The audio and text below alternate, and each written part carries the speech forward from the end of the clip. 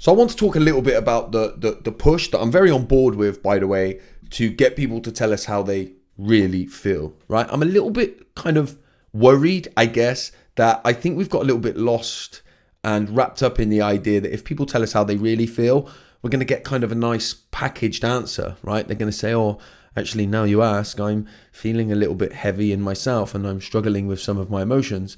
I think if people tell us how they really feel, that's not going to be the answer if they're really struggling, right? It's not going to be packaged like that. Emotions are messy and it's going to be, I think, a lot more heavy than that.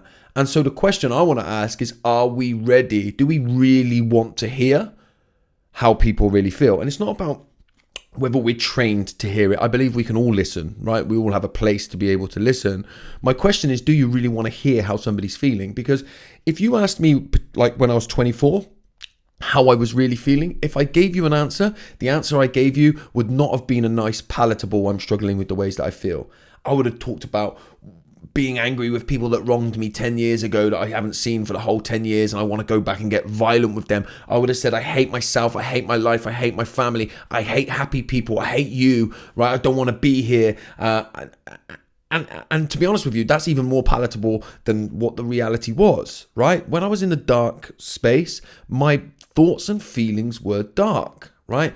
And I guess the same is true even in my life today. On a bad day, if you ask me how I'm really feeling, I don't know if you'd want to hear the answer.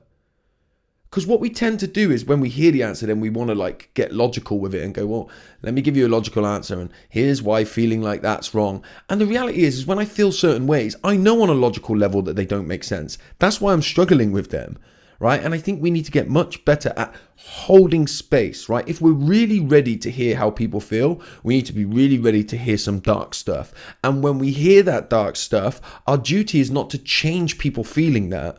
It's to hold space and allow them to vent about that. And that's what we struggle with, right? We're not ready to hear sometimes how people really feel. So I think we need to get better with that. We need to understand that when people are struggling, when people are in a dark space, their thoughts and feelings are going to sound pretty dark. And are you ready to hear that? Are you ready for them to just vent with no judgment and tell you some things that they're thinking and feeling that they know that they shouldn't be thinking and feeling, but they're feeling them, right? Because if we're just going to do this kind of, how are you really feeling? In the hope that somebody's going to say, well, I'm feeling a bit down, and then we can put our arm around them and say, great, let me be there for you. I think it's unrealistic. And I think one of the main reasons why we don't tell each other how we really feel is because deep down, we know we're not ready to hear it.